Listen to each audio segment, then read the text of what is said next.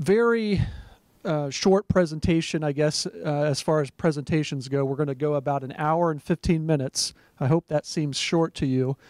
We're going to cover agency overview, and then I'm going to turn it over to our budget director, Courtney Skofsma. She's going to cover budget procedures, gateway, and special topics, and then we're going to turn it over to our communications director, Jenny Banks, and she's going to help us look at the website and get familiar with it, acclimate us to it, or at least orient us to the website. There's a lot of information our department disseminates through the website, and a lot of information for local officials, taxpayers as well. So you want to be familiar with that as you have taxpayers coming into your offices and asking questions, or you're going to have questions you want to ask. Agency overview. The agency is led by the commissioner. I'm an appointee of Governor Daniels. And we have 4 separate divisions in the department. There's an assessment division that is led by Assessment Director Barry Wood, and the budget division led by Courtney Skofsma. You will have most of your interaction with Courtney in the budget division, and Eric Bussis, our data director in the data division. The data division reviews the real personal tax billing and sales data that the county offices submit to us, and part of our job is to make sure that not only is that data being submitted on time, but that it reaches a certain compliance level as well. The department is served by a legal division, and what I like to say about the legal division is it's the support division to the meat and potatoes divisions, which are the assessment, the budget, and the data division, and that made Courtney wince for some reason. I'm not sure why. Core agency objectives. Our core agency objectives are to ensure that the property tax assessment and local government budgeting processes follow Indiana law. We are also very committed to maintaining on-time billing in the state of Indiana for property taxes. There were a few years when much of the county much of the state and many of the counties were not billing on time. So one of the charges Governor Daniels gave to our agency a few years ago was we need to get the Indiana back on track. We also annually review and approve tax rates and tax levies for all property tax levying local governments, counties, cities, towns, townships, school corporations, libraries, and other entities with tax levy authority. And again, one of our top commitments, our top priorities, is maintaining on-time billing, and that is a joint effort with you and other local government tax officials. How many of you have seen this graphic before? Okay, some of you are familiar with this. This is the assessment to tax billing start to finish. This is a relay race that involves local government officials and the department in handing off the baton to one another to get us from the very beginning of the process, which is the county assessor making the property assessments through the trending process and the reassessment process this year. Assessor submits the ratio study, which is a tool for the department to conduct analyses of the assessments to make sure that they're fair and as equal as possible. So that's us in the green jersey. Once everything is compliant, we give the county assessor the go-ahead that assessment work is good. They will then roll and balance gross assessed values with the auditor's office, and that's where your office comes in. Once you get those gross assessed values from the county assessor, your job will then be to apply the deductions, exemptions, and abatements to get to net assessed value. And net assessed value is what the county auditor, your office, will submit to the department so that we'll have the tax base to use to base the levies on for your for your county and for other local governments. We also have the budget process. The budget division really kicks in here. We're again back with the green jersey. So once we get the net assessed values from you, and then once all the local governments in Indiana finally adopt their budgets and submit their budget information to us, we'll have the tax base, and the budget information to use to calculate tax rates and tax levies for your local government. So we'll go through a budgeting process, a certification process, and Courtney Scoffsma is going to talk more about that in more depth. But you'll notice on this graphic, I'm not sure if you can read it on your paper, but there's a 1782 notice that's mentioned there. The 1782 notice is our department's preliminary budget order, if you will, to all the local governments, including your county government, for each of the funds that receive property tax. Are there other funds that don't receive property tax that we have to certify the appropriation for?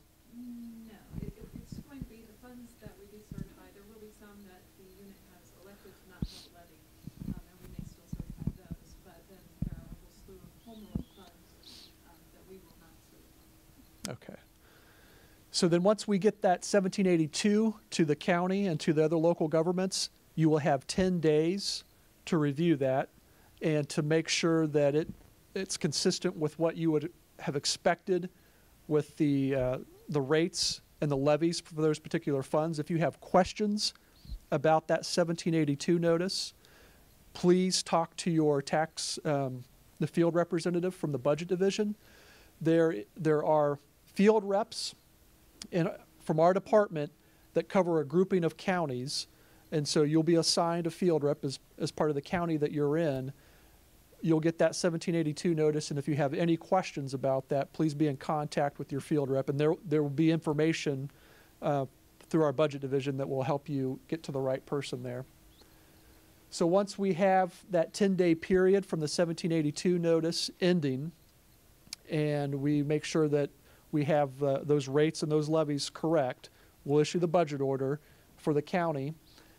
That will then put it in the hands of the auditor, your office, and the treasurer to work on issuing tax bills. The tax bills will come out of the treasurer's office eventually to the taxpayer. And the deadline, or the statutory deadline, and the goal for our department, the goal for all of the local offices, is to issue those tax bills to the taxpayer so that they have 15 days before May 10th to pay that bill. So the first installment deadline is May 10th for the property tax bill.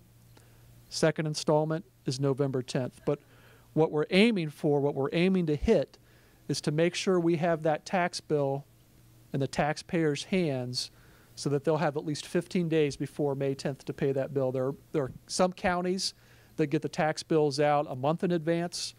If they have the circumstances allow them to do that, they want to make sure they can get them out there sooner. So you're not tied to 15 days. You can make it longer if you have the resources to do that, and you're in a position to do that.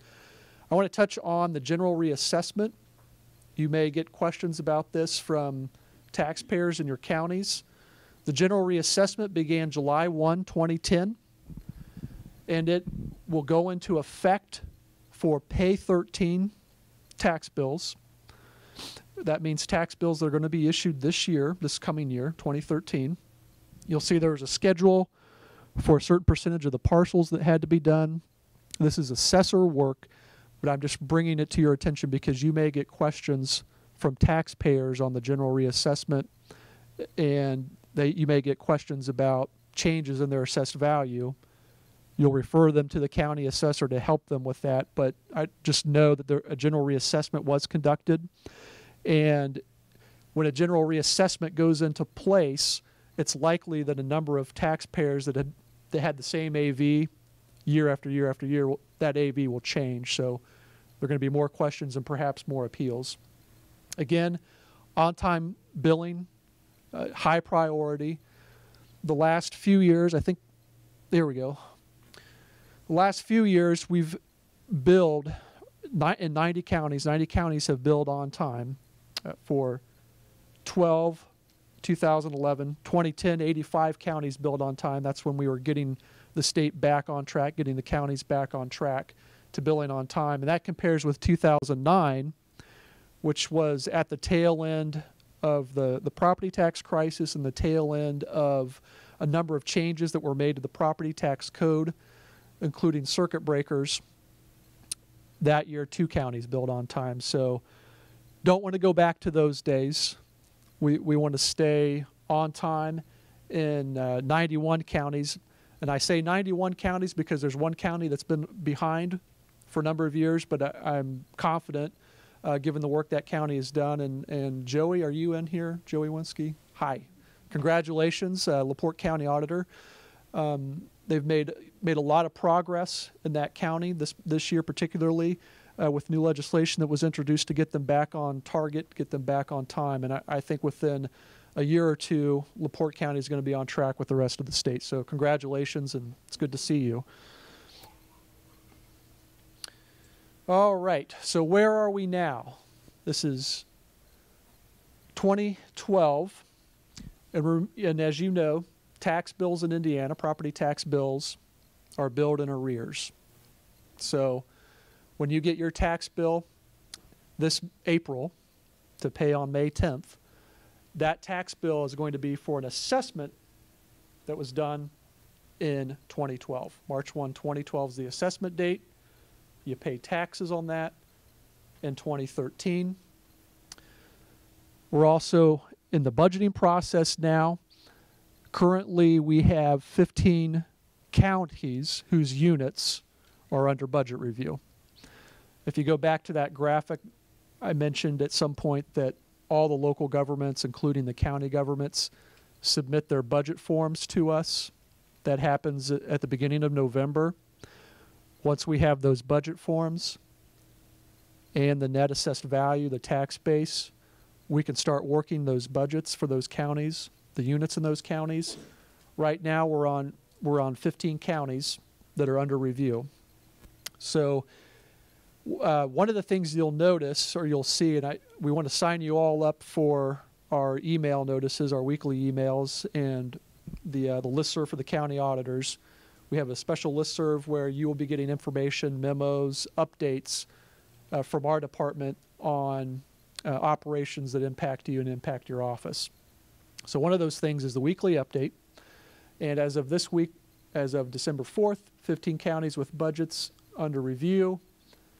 And we've received certified net assessed values from 71 counties. The deadline for submission of net assessed values from the county auditor's office is August 1. So the remaining counties, and I don't know how many of them are represented in here, but okay, I got one hand up back there. We need those net assessed values as soon as possible. The department has between November, when we get all these budgets from the local governments, and February 15th, this coming February 15th, to issue all those budget orders. We normally talk about county budget orders, and you think, okay, well, they got to do 92 budget orders. Well, we have to do those 92 county budget orders, but we also have to do cities and towns and schools and libraries and special districts. You add all those up, and it's about 2,400 separate local governments that will receive a budget certification from the department and a certification for their tax levy and their tax rate for every fund that's supported by property tax. So we got a lot of work to do. We know you got a lot of work to do. And our goal is to partner with you so that we can both get through this together. It is a relay race. You can't succeed if you're not getting certain things from us. We can't succeed if we're not getting certain things from you. So we really want to work with you to make sure you have the tools and information you need. We have the information that we need so that you're billing on time, you're getting your work done, and we're getting our work done as well. This is the map I was referring to earlier. You'll see the blue counties are the counties that are under budget review. Right now, that is the highest possible step that a county could be at. There are also counties one level below. Those are the olive counties. The olive county has submitted certified net assessed values to our department. So that means we got the tax base to work from, and we got the budgets from the local governments to certify those rates and those levies. The next rung below certified net assessed value is the rolling and balancing between the auditor's office and the assessor's office. We have a number of counties in that stage that are working toward certification of net assessed values. Go below that, and it's hard to see on this screen, but this is peanut butter. Counties in the peanut butter category have had the ratio study approved, and they're working toward rolling and balancing the gross assessed values between the assessor's office and the auditor's office.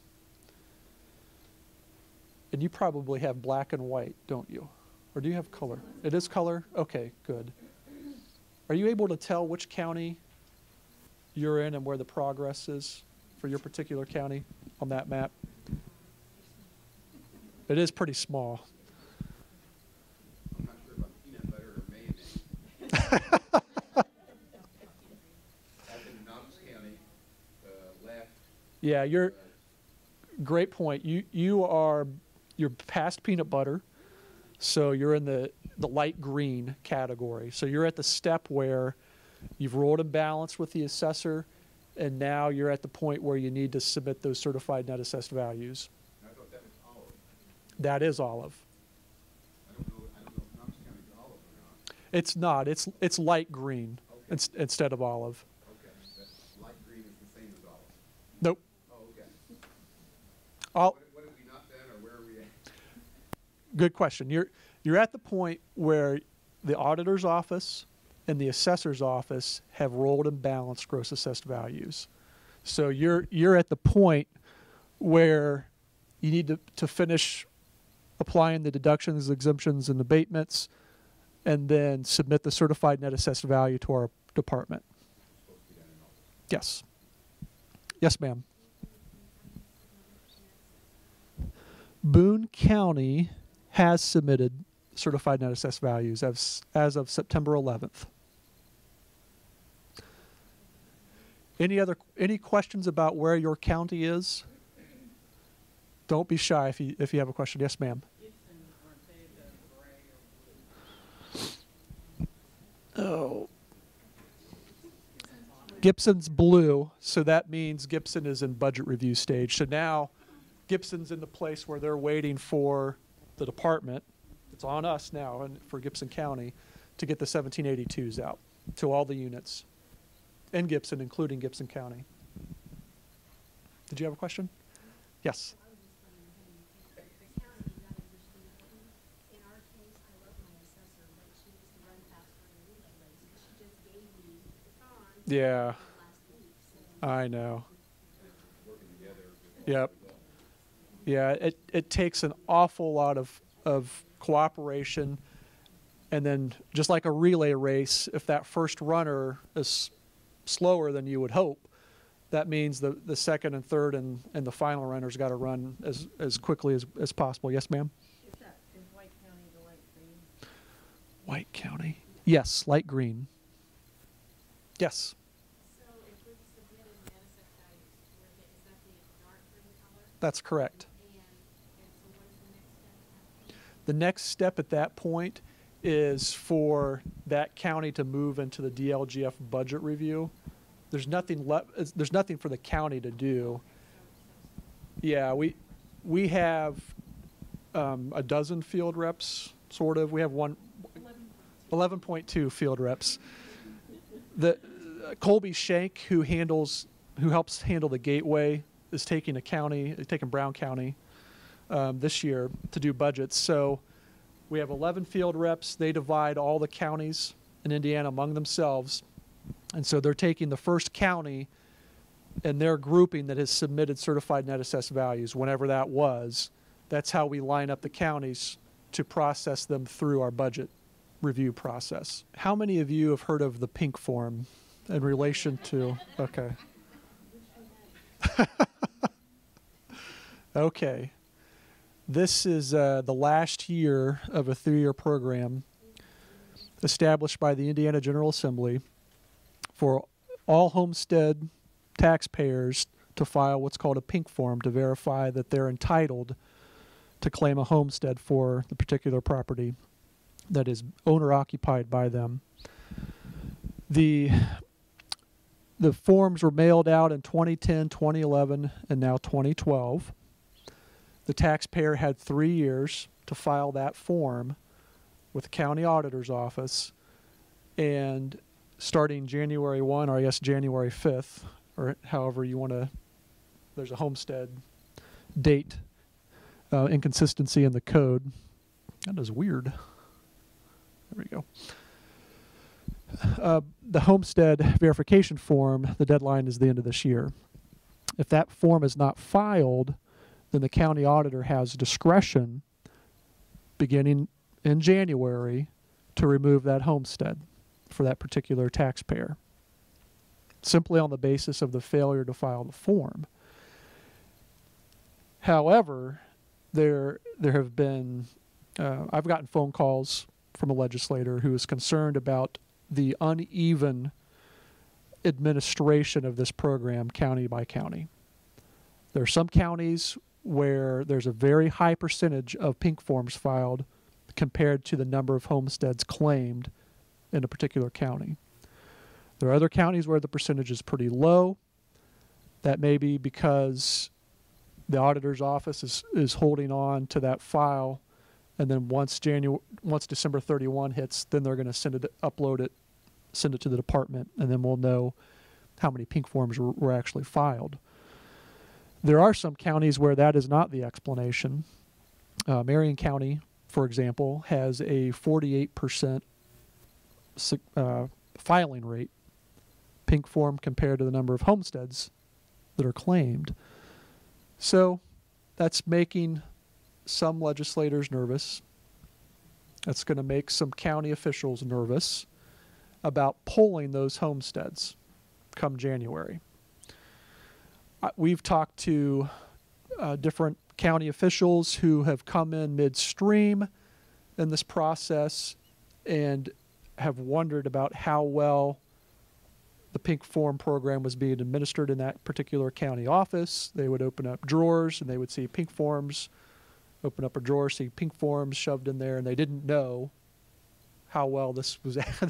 They're getting evidence that maybe it wasn't very well administered. So for all those reasons, what may happen, and I can't say whether it will happen or not, but what may happen is the General Assembly may pass a law that delays the implementation of the homestead verification program where you actually pull it. So beware that may happen. Now, the fun part about this is we won't know. They can file a bill in January, and we may not know until the 11th hour, sine die, as they call it, of session in late April, whether that bill is actually going to become law. Yes, sir. You said, though, this is at the auditor's discretion. You're Yes. saying that even if they didn't receive a pink slip, but they feel that person is still at that residence, then they can still give them that? Yeah, there are a couple nuances to that. I hate the word nuance, but there are a couple nuances to that. One is there are some auditors, well, all auditors have to give notice to a taxpayer before you pull the homestead for failure to file the pink form. That notice has to go out beginning in January if that's what you're going to do. Now, I know Penny Lukenbill, Marshall County, is going to send out a pink form with every notice that she sends to a taxpayer for failure to file the pink form. One, The actual pink form, the actual, letter, yes, back and- yes, yes, because the taxpayer, once they get notice, they can come into the auditor's office anyway and prove that they're entitled to the deduction. So if at that point the auditor had removed it, the law says the auditor has to reinstate it, reinstate the homestead deduction. Yes. Mm-hmm. Started this October 1st, went through it for A and B, we just finished it like 2 weeks ago. So everybody that did not turn in has been sent a letter telling them exactly what's going to happen. Mm-hmm. It's going to be 31st, it must be sent in by that time.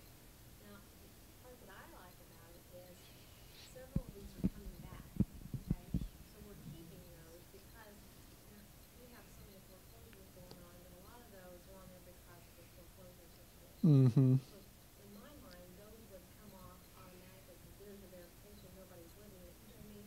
Yes. Come back. But if they can be removed by the first of June, and you're saying that they may sign a bill that says to delay this process, but we may not find out till April, I know. that's the confusing part as far as going back and trying to explain all this. If we had the paper, this would be the third time until we have the paper. Mm-hmm. It's really generating a lot of people bringing it in. Yes. Hey, just curious, which county are you from? Jackson County. What's your percentage, do you know, between pink forms compared to number of homesteads claimed? I couldn't tell you exactly what it is, but I know that we had less than 1,000 people who had not turned it in. Okay. So, and then we have 29, I think 29,000. Okay. Wow. But like I said, that's a lot of work too. Mm-hmm. It wasn't one of those that just happened. I mean, like if we got a tax bill in and, you know, if we had time after, you know, we just worked on it. Sure. And if we happen to see they didn't have one and we sent the receipt back, we'd just, okay, they come with a post-it note at that point saying, fill this out, you know. Mm-hmm. Things like that, but, you know, that's why I said I'm confused because we've told these people that they were gonna go through, have to have it in there. Well, now all of a sudden, if we're gonna delay the process, I just wanna know when we're gonna know that, because I don't wanna, I know that a lot of them, they have taken off because they came back. Mm-hmm.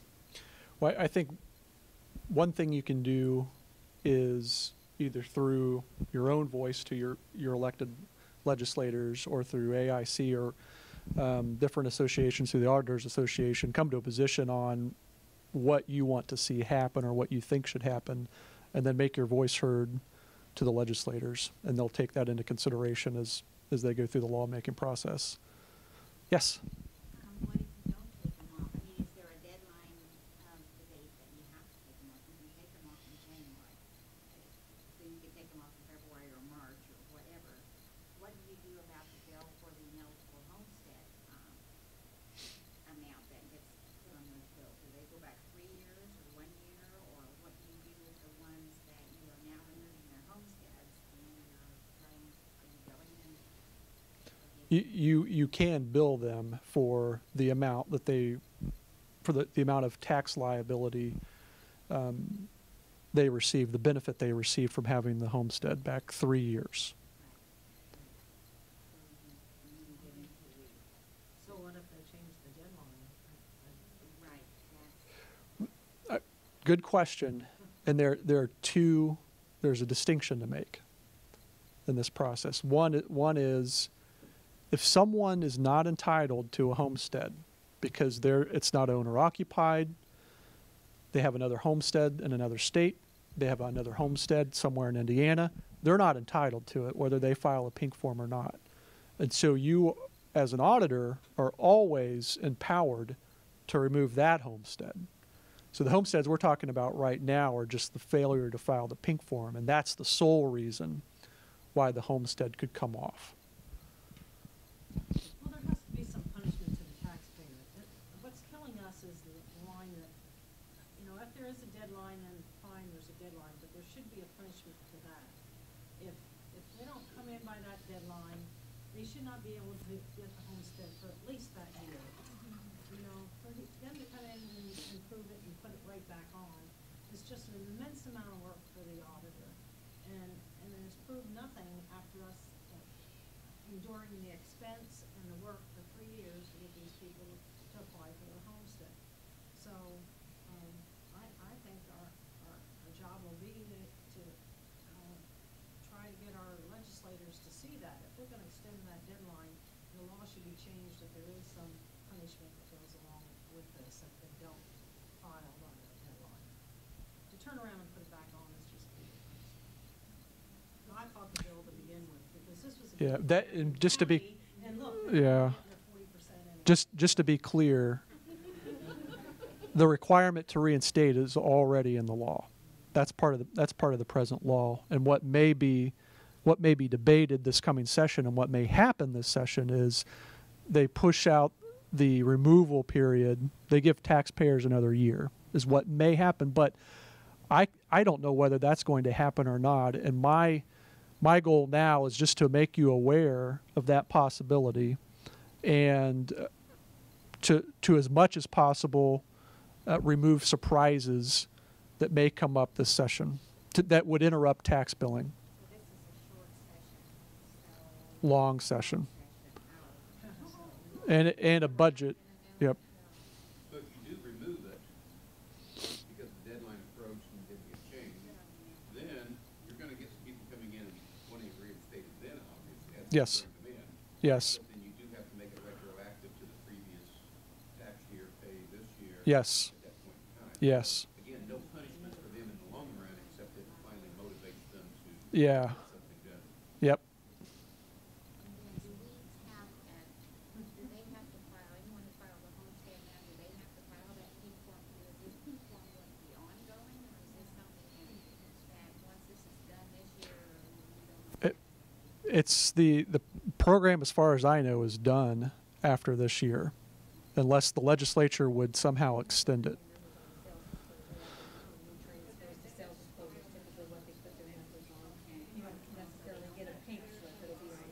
Same information as on the pink. Yes. Yeah. Yes. After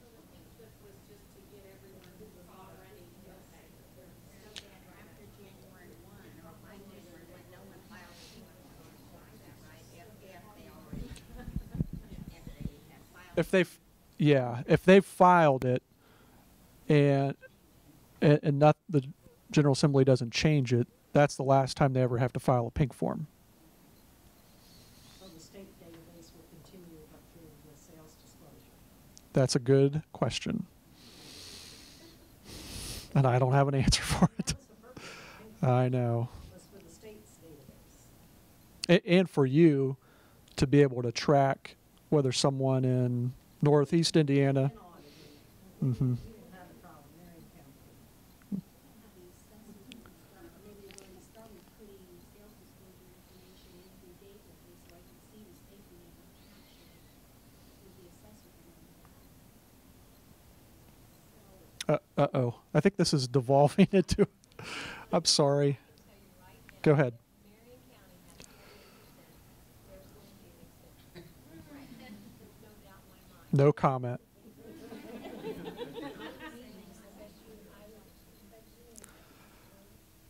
I understand this is a hot button issue, and Legislators, yes, Brian, yes, do I even have to worry about this right now?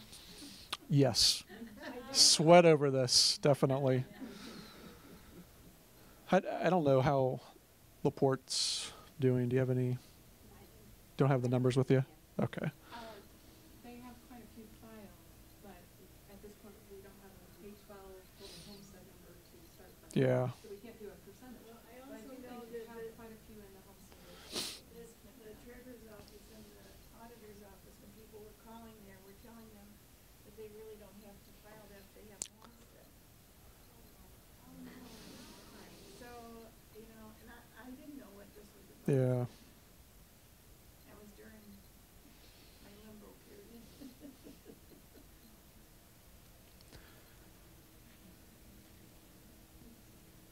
Okay, now I can go. You're off the hot seat.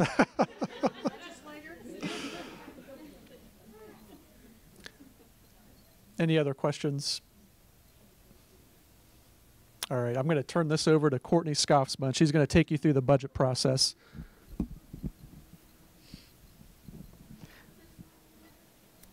All right. Thank you for having us here. I guess my point, especially at this point, is to touch on a few key things. Throughout my presentation, one thing that you will see is that we do have, I have web addresses in there of where you can get more information. When we start to talk budgeting, there's a lot of information that you're going to get, and so I wanted to just try to provide some quick links for you so you can kind of dig in outside of this forum when you have a little bit more time to really take a look at it. All right, so the first thing that I have here is our budget calendar. For your purposes, this is going to be a pretty key document that you should have on hand. It is a document that we update twice a year. We typically will do one right around the end of December, start of January, and then we will update it again after session, so we can include any changes that would have come out because of session. For our particular purposes right now, we have a budget calendar, an assessment calendar, and also a data calendar. As a county auditor, your two main calendars that you'll want to grab will be the budget division calendar and the data calendar. There are certain data submissions you need to make to our data division, but the assessment calendar is out there as well for informational purposes. As you see, I have down here the link for our current budget calendar. We actually, this month, will be working on updating that for the Pay 14 budget year. I know we haven't even certified yet for 13, but we're already talking Pay 14. So we won't focus too much on this, as we've already went through this slide, but I do have on here where you can find this particular map, so you can look at it in a little bit bigger screen. It is something that we do update on a daily basis, so we try to keep this as up-to-date as possible. And if you go to our department webpage over on the left-hand side, if you scroll down just a little bit, there's a big button there that says Status Maps, and that's where you can go to locate this. We also have our historic status maps up there. At this point, fortunately, most of those are completed and show everybody having done their tax bills. So Brian mentioned a little bit about the 1782 notices. This will be kind of the first key thing that you may be seeing coming out of the department for your particular county. Once we have completed our review of all of the taxing units within a county, we will issue 1782 notices. As Brian mentioned, this is kind of our preliminary budget order. This says for each of those funds, here's what we intend to certify for your budget, your levy, and your tax rate. When we send those, this year there's a slight change, those will only be sent via email. So if by the time you take office, your county has not yet received your 1782 notices, make sure that you contact the department as quickly as possible with your email address. You can go through either our main webpage. I think there's you can join the listserv. You can also contact your budget field representative directly and give them your new email address. Then that way, when we send out the 1782s, we'll make sure that we get it to you.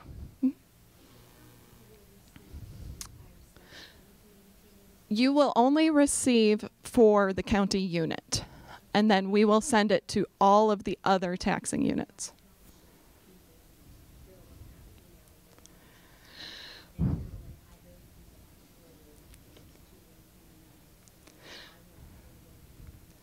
Right. We have been, this year we've been trying to get the message out as much as we can that 1782s will be coming out via email. This is a switch. In the years past, units could elect to receive it by mail or email. In the case that we do not have an email address on file at the department for a particular unit, all of the units do have an email address associated with Gateway. That is really the only way to log into Gateway, is to have an email address. So if they have not given us a different email address, then we will use the Gateway address to send that form. We are looking to have something up on our webpage that would provide notification over time that says this particular county is currently in 1782. And hopefully that would also be a flag to taxing units to make sure that they're checking their email a little bit more regularly during that time and responding to the 1782. Once we have sent out 1782, taxing units have 10 calendar days to respond back to us with any questions or proposed changes. Certainly, if you do have any questions when you receive that, let us know. Some of the things to look for on your 1782 would be for all of your funds, double check what we're certifying or what we are proposing to certify for your budget, your levy, and your tax rate. Also in your 1782, you will see a comparison of what we intend to certify compared to your overall maximum levy. That's just kind of a good double check, especially if you knew that your particular county had intended to take up to your maximum levy.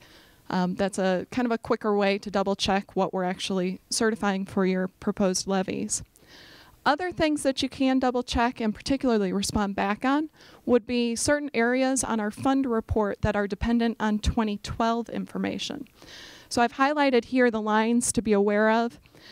Some of the key things that I would look at would be the line 2, which would be your 2012 expenditures. It's really the second half of 2012. If you're receiving your 1782 notice in 2013 and you've already closed your books for 2012 and you know that you did not spend as much as you had originally intended to in a particular fund, then you can respond back to us and provide us with documents that show, here's what I actually spent. By doing that, we can reduce how much money we have to associate with line 2, and we can actually dedicate more money to your 2013 budget, all within keeping the same tax levy. Another area to look at would be your revenues for 2012, which come out on line 8A on your fund report.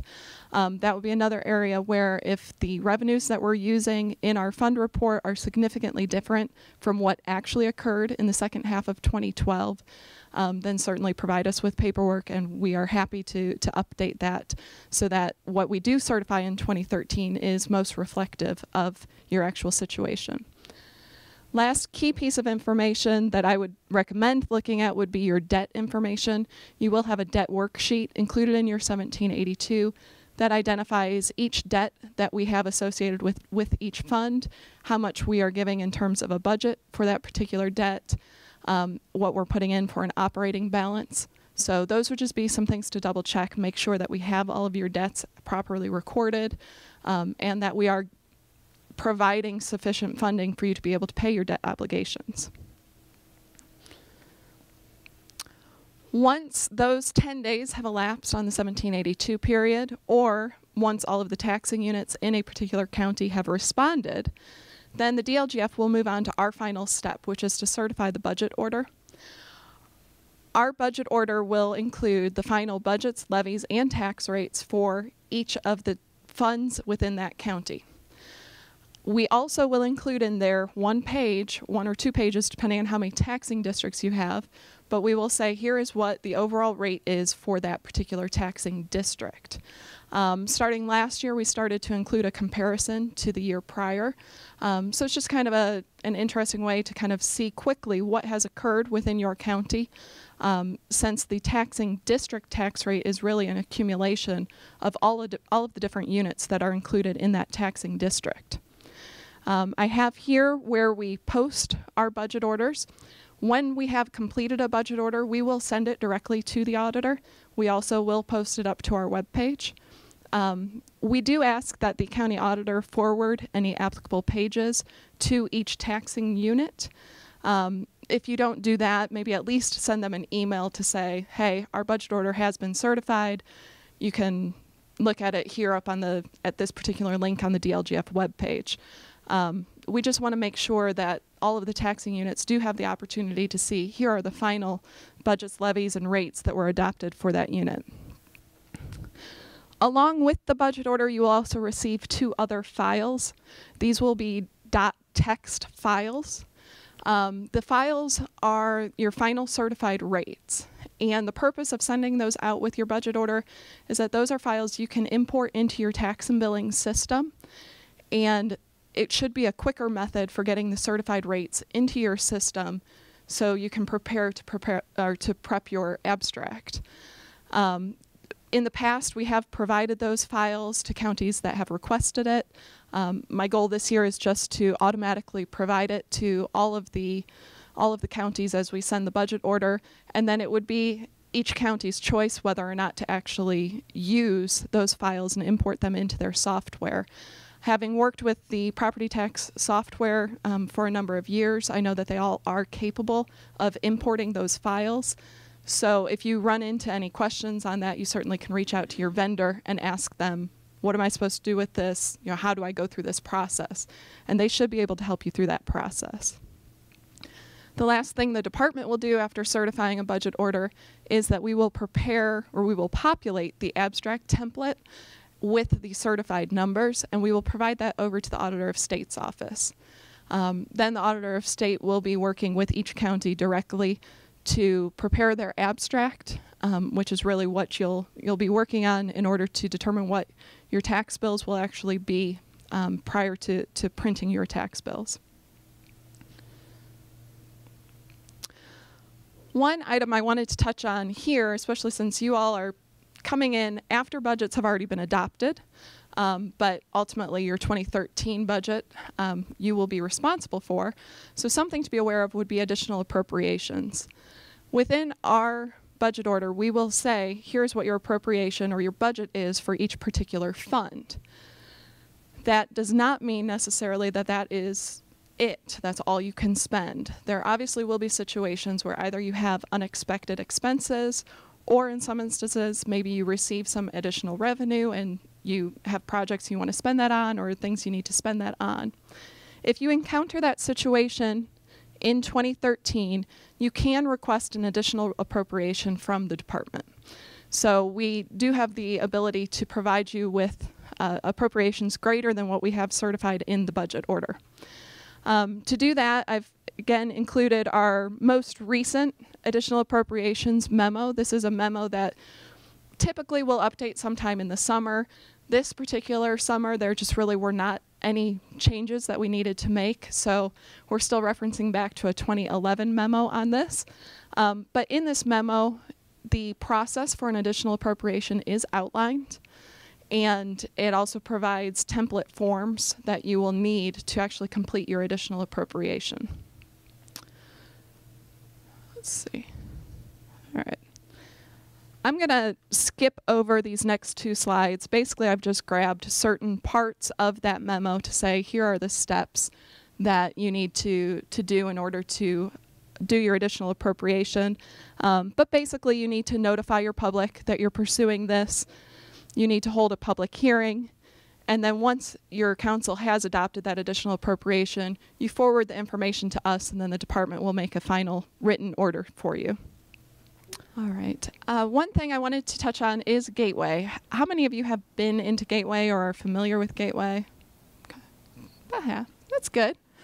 All right. Gateway is a program that started a couple of years ago, and this was our second complete budget year, where we were collecting budget forms electronically through a web page that we call Gateway. In addition to the department being on Gateway, the State Board of Accounts is also up on Gateway currently. They collect their annual reports through Gateway, and I believe for 13, they will also be collecting their 100 Rs up on Gateway. The information that is submitted up on Gateway is then made publicly available. We do have a search tool, and I just wanted to walk you through a couple of key screenshots on Gateway. When you first access it, which the one link I don't have up here is the actual address, you can go to gateway.in.gov. When you go to Gateway, then this is kind of your landing page that you will initially see. So there are a few things to be aware of here. And this landing page will change over time. Right now, over on the side, you'll see that there's an upcoming budget meetings button. That is something we made available so that taxpayers could type in their address and see all of the budget hearings and adoption meetings that were going on in their particular community. So that way, if they wanted to attend a meeting, they could more easily access when those meetings would be occurring. But some of the things to be aware of here on the landing page, if you're looking to just do general querying, looking to get some additional information, trying to see maybe what some other counties are doing, you would want to go under this Browse Unit Reports. When you click into there, you will see over on the side there is the opportunity to search State Board of Accounts information, budget information, as well as debt information, which is something that the department collects on Gateway. The other main area that you will need will actually be this option over here, which is where you will log in to access your particular unit or any units that you are responsible for submitting. As a county auditor, you most likely will not be submitting budgets only for your county unit. You likely will have other, had an alarm on here, so I knew when to stop talking. So you most likely will have other budgets that you will be submitting to us. And we provide a lot of feedback on Gateway and how this should be occurring. So certainly make sure you get onto our listservs and you have the opportunity to review all of that information. We have a lot just up on our webpage in general about how that works. Once you have logged into Gateway, this is kind of the landing page for the local officials. This provides your options of the different applications that are out there currently. So we have your annual financial report, our budgets, debt management, property file uploads. That's an area where you can actually upload your tax and bill information to the department. It goes to the department and also legislative services, and then we will review that information for compliancy. And lastly, just account settings where you can update things like your passwords, email addresses. Once you've logged into your particular unit or a unit that you're working on, then here is the next page that you'll see. This is for our budget forms. You have a few different options here, and I pulled a county because counties have special options that other taxing units do not have. All units will have these two items, which is view your forms, enter and edit your budgets, and also submit your proof of publication and your signed Form 4. On the other side, you have your county-specific functions, which is where you will certify your net assessed values to us through Gateway. And then you will also, we have some information there that should assist the county council in making their non-binding reviews. Assuming that we're at a point where we're doing budget work, your next step then would be to log into your budget forms. And this is what we generally we call the accordion. This is your accordion of budget forms. As you select a particular form, it will open up. You can then click in to actually work on that form. Because budget submissions have already finished for the Pay 13 budgets, you'll see that we have a note right there that says these forms are closed for editing. It's all locked down right now. But ultimately what you want to get to would be that all or almost all of these forms turn green. In this particular instance, Adams County is a situation where they do not have any debt that they needed to submit a debt worksheet for. And so that line this year remained yellow. But once these have turned green, that means that you have submitted your budget forms to the department, and basically you are completed with your work in terms of providing that information to us. That's then where we need to pick up the information and we'll start our budget review. To get you started in Gateway, some of the things to be aware of, your first thing will be to request a username and a PIN. Basically the PIN number is what we use as an electronic signature. So once you're on board, contact us through gateway@dlgf.in.gov. We can get that information to you. We do hold a number of training sessions throughout the state, particularly in the spring. We will do those, really starting probably February through May is when we're hitting the state pretty hard with those training sessions. So I would recommend attending one of those training sessions. Colby Shank, who Brian mentioned earlier, and Ryan Burke are our main support members. We've always received very good reviews, and I think they're very skilled at giving these presentations at this point. Other things you have available to you are our user guides. We actually have a user guide for each particular form. I've provided the link for that.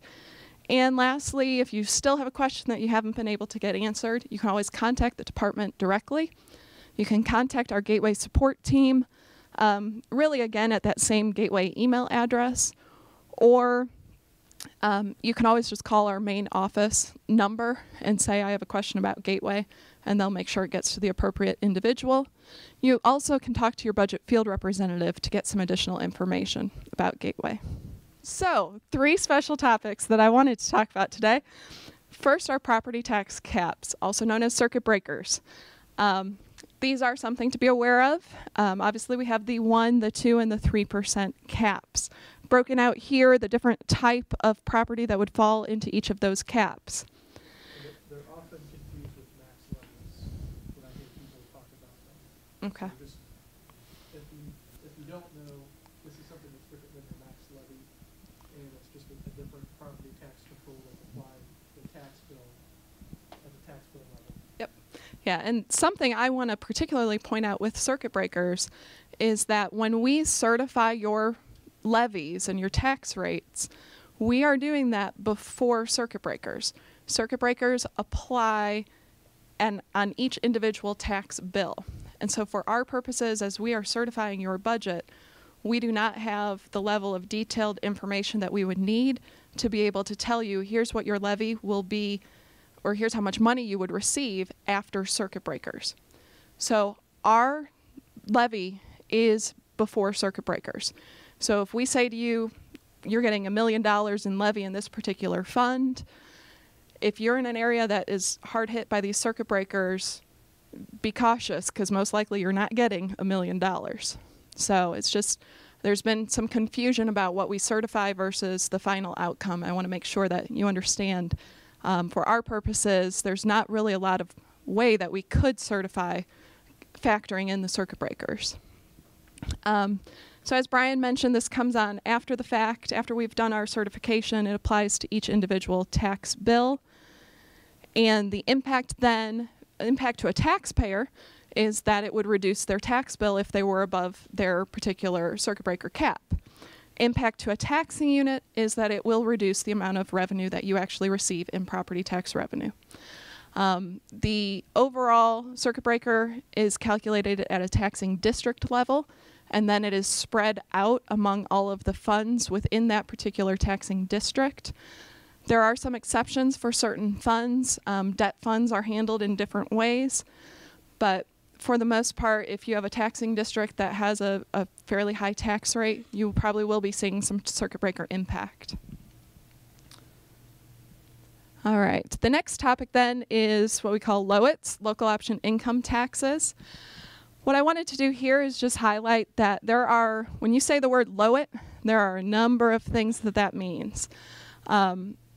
Historically, there's something that we would call the legacy LOITs. There's your CAGIT, your COIT, and your CEDIT. Those are the three original local option income taxes. More recently then, we've seen some newer LOITs come into place, and those are typically referred to as LOITs rather than CAGIT, COIT, or CEDIT. The new LOITs would be a LOIT for levy growth replacement or LOIT for levy freeze. Essentially here what a county has determined is that they are going to pay for increases in levies, not through property taxes, but they're going to pay through that, or pay for that through income taxes. Another option is a property tax relief LOIT that becomes a credit that is applied to the taxpayer's tax bill. And lastly, there is a LOIT for public safety. We'll skip that. In the LOIT administration, there are three main state agencies that are involved in that. There is State Budget Agency, Department of Revenue, and the DLGF. If your county does make any changes to your LOIT rates, you do need to make sure that you are notifying all three of those agencies. There is a notification process through Gateway where you would submit your updated revenue or updated ordinances to us through Gateway. All right, then the last topic I wanted to touch on is tax increment finance. And Gail mentioned that your NAV certification may be impacted as to whether or not you have TIF. TIF is something that can be implemented either by a county or a city or town. It serves as a way for a redevelopment commission to basically capture increased assessed value within a particular area. Then they take the revenue from that increased assessed value and they're supposed to turn around and use it for projects in that defined area. For your purposes, why I wanted to mention it is that your two main responsibilities with TIF will be that you do need to maintain what parcels are within your TIF areas within your tax and billing system. When a city or town or county would elect to establish a TIF, they should be providing you with maps and parcel lists to say, here are those parcels that need to be included in this TIF. In addition, the other main thing that you will have to do would be your annual preparation of TIF neutralization worksheets.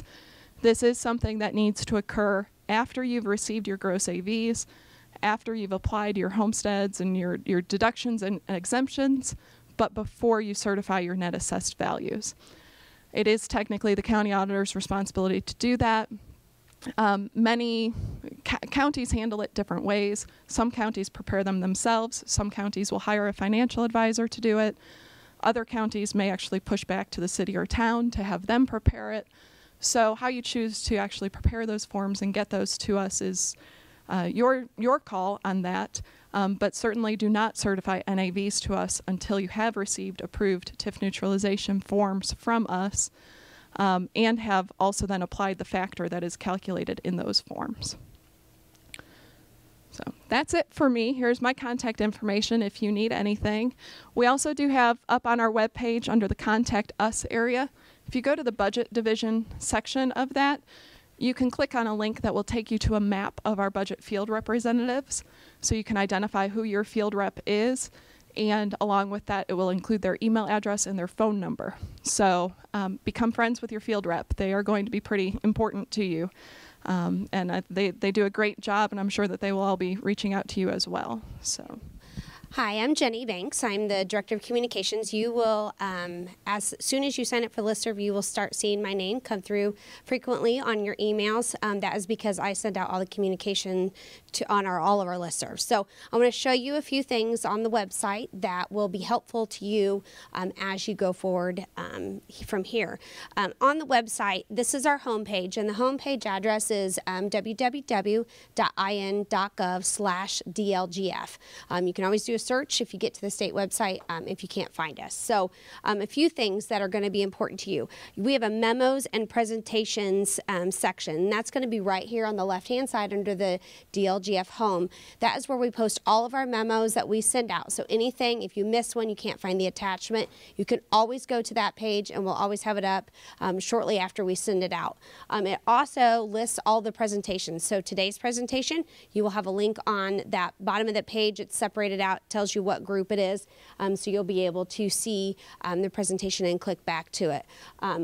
Some of the other things here, we have county-specific information, so that is going to be where we post. Courtney mentioned the budget orders and other things that are going to pertain to your county. You just click on that link, it'll take it to a list of counties, find your county, you can click on it, and everything is going to be linked specific to your county.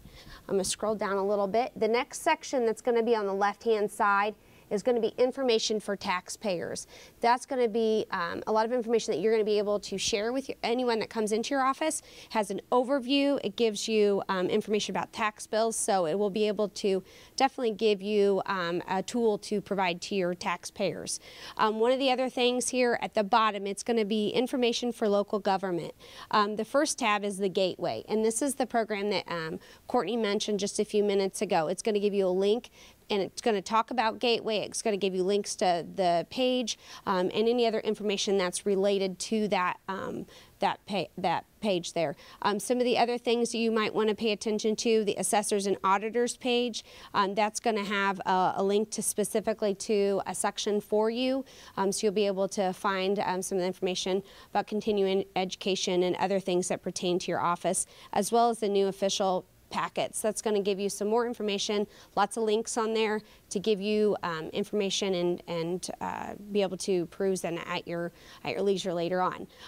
As we scroll down, Courtney and Brian both mentioned the status maps. You will see this green button. It's very large on the home page. When you click on it, it is going to take you to a page where it lists our past maps as well as our current maps. So although you couldn't see it very well on the handouts, it definitely is very visible on that page, and like Courtney mentioned, it is updated daily. So as soon as we hear from counties as far as either by submission to our office or letting us know as what their stage they're in, we can update that and get that done. On the right-hand side, I mentioned the listservs and the emails that we send out.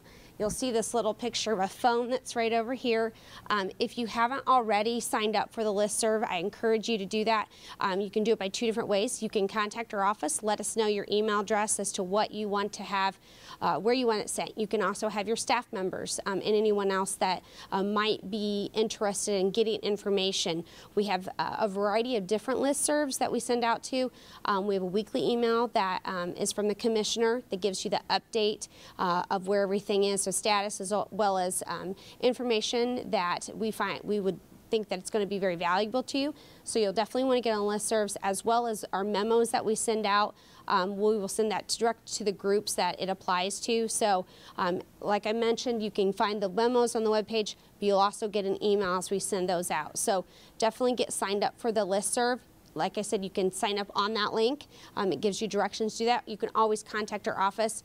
You're welcome to contact me as well as your field reps, and we filter those through. So we'll make sure you definitely get on the listserv, and you can do that now. You don't need to wait until January. So just let us know, and we'll be happy to get you added.